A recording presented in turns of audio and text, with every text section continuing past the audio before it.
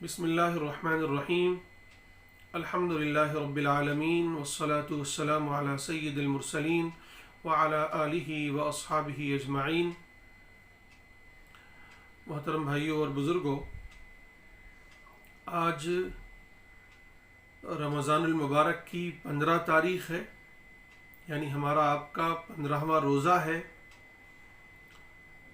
دعا ہے کہ اللہ تعالیٰ ان روزوں کو قبول فرمائے، اور ساتھ ہی ساتھ یہ شکر کے جذبات بھی کہ اللہ تعالیٰ کا لاکھ لاکھ شکر اور اس کا احسان ہے کہ اس نے ہمیں اور آپ کو اس رمضان المبارک جیسی نعمت سے نوازا، اور اس میں یہ توفیق بخشی کہ ہم روزے رکھیں، تراویح پڑھیں، تلاوت کریں، ذکر و اذکار کریں، دعائیں کریں، اور جو کچھ بھی توفیق ملے اس میں نیکیاں کریں، اس کا احسان ہے۔ آگے جو ایام بچے ہیں اس میں ایک سب سے اہم چیز یہ ہے کہ جو راتیں بچی ہوئی ہیں ان راتوں میں امکان یہ ہے کہ شب قدر ہو۔ کچھ علماء کی رائے تو یہ ہے کہ رمضان المبارک کی کسی رات کو یہ شب قدر ہو سکتی ہے، لیلۃ القدر ہو سکتی ہے، لیکن زیادہ راجح یہ قول یہ ہے کہ آخری عشرے کی طاق راتوں میں تو یہ رات یہ شب قدر ضرور ہوا کرتی ہے۔ تو ہمیں اور آپ کو چاہیے کہ ہم اور آپ ذرا چوکنا ہو جائیں، تیار ہو جائیں، مستعد ہو جائیں، کمر کس لیں کہ ہمیں اور آپ کو اللہ سے دعا بھی کرنا ہے اور تیاری بھی کرنا ہے کہ کسی نہ کسی صورت یہ شب قدر ہمیں اور آپ کو نصیب ہو جائے، کیونکہ یہ بڑی فضیلت والی شب ہے۔ خود قرآن مجید گواہی دیتا ہے کہ لیلۃ القدر خیر من الف شہر، کہ یہ لیلۃ القدر 1000 مہینوں سے بہتر ہے، اس کی اتنی فضیلت ہے۔ اللہ کے نبی صلی اللہ علیہ وسلم نے فرمایا من قام لیلۃ القدر ایمانا واحتسابا غفر له ما تقدم من ذنبه، کہ جو شخص لیلۃ القدر میں، شب قدر میں قیام کرے، یعنی اللہ کی عبادت میں مشغول ہو، اللہ سے دعائیں کرے، اللہ کی عبادت کرے، اللہ کا ذکر کرے، اس سے استغفار کرے، یعنی من جملہ تمام عبادات میں سے کسی ایک عبادت میں یا ساری عبادتوں میں مشغول رہا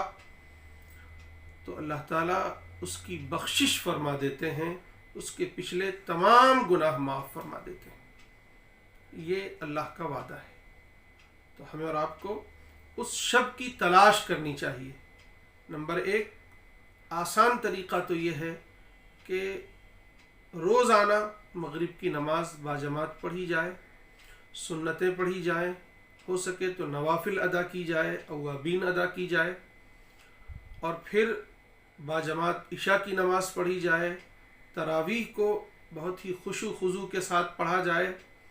دعائیں کی جائے، اور ہو سکے تو جب سحر کے وقت ہم اٹھتے ہیں تو تھوڑی دیر پھر تہجد پڑھ کر، قیام اللیل کر کے تھوڑی دیر اللہ سے دعائیں مانگ لیں۔ آسان طریقہ تو کم سے کم یہ ہے۔ اس کے علاوہ رات بھر ہم سوئے ہیں، بڑی میٹھی نیند سوئی ہے ہم نے، چند راتیں بچی ہیں، اس میں جاگ لیں، یا اگر ساری راتوں میں نہیں ہو سکتا تو کم از کم یہ کر لیں کہ ہر طاق رات میں جاگیں، اللہ سے دعائیں کریں، اللہ کو منانے کی کوشش کریں، استغفار کریں، اللہ کی عبادت میں مشغول ہوں، قرآن مجید، اللہ نماز میں کھڑے ہو کر قرآن مجید کی تلاوت کریں، جو بھی یاد ہو قرآن مجید کو سمجھنے کی کوشش کریں، اس استحضار کے ساتھ کہ آخر اس میں میرے رب کا میرے لیے میسج کیا ہے، میرے لیے سندیش کیا ہے۔ اس طرح یعنی آخر کی جو کم سے کم طاق راتیں ہیں ان طاق راتوں میں جاگ کر اور ہر طرح کی لغو سے، ہر طرح کے لایانی سے اپنے آپ کو بچا کر اللہ کی عبادت میں مشغول ہوں۔ ہو سکتا ہے کوئی شب اس میں شب قدر ہو جائے تو پھر زندگی سنور گئی، کہ 1000 مہینوں سے زیادہ ہم نے ایک ہی شب میں اللہ کی عبادت کر لی۔ ایک چیز یہ۔ دوسری چیز یہ ہے کہ آخری عشرہ آنے والا ہے، اس میں مسنون یہ ہے کہ اعتکاف کیا جائے۔ ایک پوری جو بستی ہوتی ہے، اس بستی میں کم از کم ایک شخص، ایک بندہ اللہ کے در پر جا کر پڑ جائے، اعتکاف کرے، یہ مسنون ہے، یعنی سنت علی الکفایہ ہے امت پر، کہ اگر پوری بستی سے کسی ایک نے بھی صحیح اعتکاف کر لیا تو اعتکاف کی سنت پوری ہو گئی، اور اگر کوئی بھی نہیں کر سکا تو پوری یہ سنت باقی رہ گئی۔ اس لیے کوشش کریں کہ اپنی اپنی بستیوں میں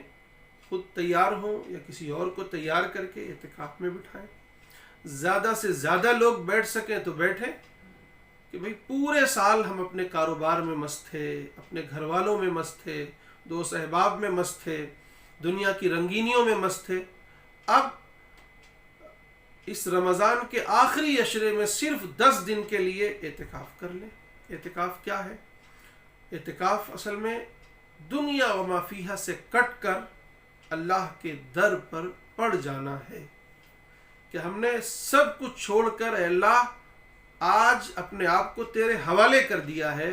آج آ کر تیرے در پر پڑ گئے ہیں، بس اس احساس کے ساتھ کہ ہم تیری ہی بندگی کریں گے، تیری ہی عبادت کریں گے، تیرے ہی در پہ آئیں گے، تجھ سے ہی مانگیں گے، تو ہی میرا رب ہے۔ ایاک نعبد و ایاک نستعین کی گویا عملی تصویر ہے، عملی شکل ہے یہ، کہ دنیا و ما فیہا سے کٹ کر ایک اللہ کا ہو جانا، اس کے در پر آ کر پڑ جانا۔ تو اب جب آپ اس نیت سے اعتکاف کر رہے ہیں اور اعتکاف کے لیے مسجد میں آ رہے ہیں،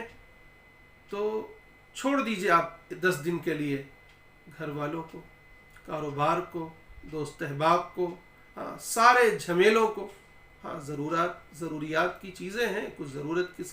کا کام ہے وہ ضرور نمٹا دیجئے آپ، لیکن اب جب اللہ کے گھر میں آ گئے ہیں تو 365 دنوں میں 355 دن آپ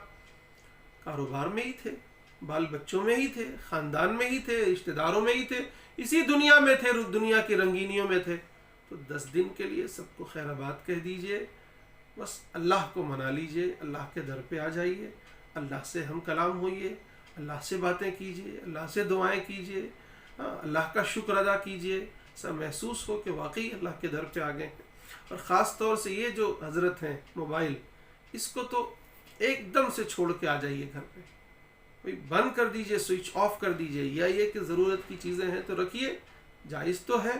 لیکن یاد رکھیے یہ ایسا فتنہ ہے، شیطان کا ایسا خطرناک آلہ ہے جو آپ کو کہیں نہ کہیں مشغول کر دے گا، اللہ سے غافل کر دے گا۔ اصل میں اعتکاف میں غفلت نہیں آنی چاہیے، کہ خود اللہ کے در پہ بیٹھ کر، اللہ کے سامنے بیٹھ کر، اللہ کے گھر میں بیٹھ کر اور اللہ ہی کی یاد سے غافل ہو، دنیا میں مست ہو، تو یہ درست نہیں ہے۔ یہ 2 چیزیں تھی جو آج آپ کے سامنے رکھنی تھی۔ نمبر 1 یہ کہ اب آگے شب قدر آنے والی ہے، کسی بھی شب ہو سکتی ہے، تو ہر شب تو کم سے کم اتنا اہتمام کیجئے کہ ہر نماز باجماعت پڑھیے، استحضار کے ساتھ پڑھیے، تھوڑی دیر استغفار کیجئے، دعائیں کیجئے، ہو سکے تو قرآن مجید پڑھیے، اور کم سے کم رمضان کی جو آخری طاق راتیں ہیں اس میں تو پورا جاگیے، شب بیداری کیجئے، لیکن اللہ کی عبادت کے لیے۔ قیام اللیل کا مطلب ہی یہ ہے کہ اللہ کی یاد میں گزاری آپ نے وہ رات، اللہ کی عبادت میں گزاری وہ رات آپ نے۔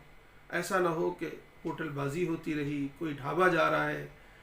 کوئی مالپوا کھانے جا رہا ہے، تو کوئی مارکیٹ بچوں کے کپڑے لینے جا رہا ہے، اور نام یہ ہے کہ ہم تو شب قدر کی تلاش کر رہے ہیں۔ نہیں میرے بھائی، اللہ کے لیے جب نکلے ہو تو پھر اللہ کے لیے نکلو، دنیا ترک کر دو۔ دوسری چیز کہ اعتکاف آ رہا ہے، اعتکاف بہت ہی روحانی منظر ہوتا ہے، وہ جب ہم اعتکاف کرتے ہیں تو وہ گویا بالکل یہ ہوتا ہے کہ ہم نے دنیا چھوڑ دی ہے، اب اللہ تیرے در پہ آ کے پڑ گیا ہو، تو اب اللہ کو پیار آتا ہے اپنے بندوں پر کہ جو لوگ میرے در پر آ کر پڑ گئے ہیں انہیں نواز دو۔ پھر اللہ سے تعلق بنے گا، اللہ تعالیٰ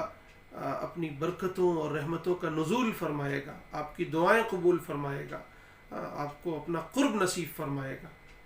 یہ کیفیت حاصل ہو سکتی ہے،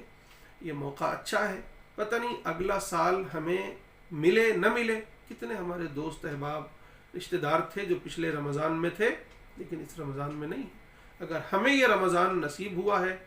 تو اس کی ایک ایک گھڑیوں کو غنیمت جان کر اس کو صحیح استعمال کر لیں، اور خاص طور سے یہ جو عقید اشرا آنے والا ہے اس کی تو خاص طور سے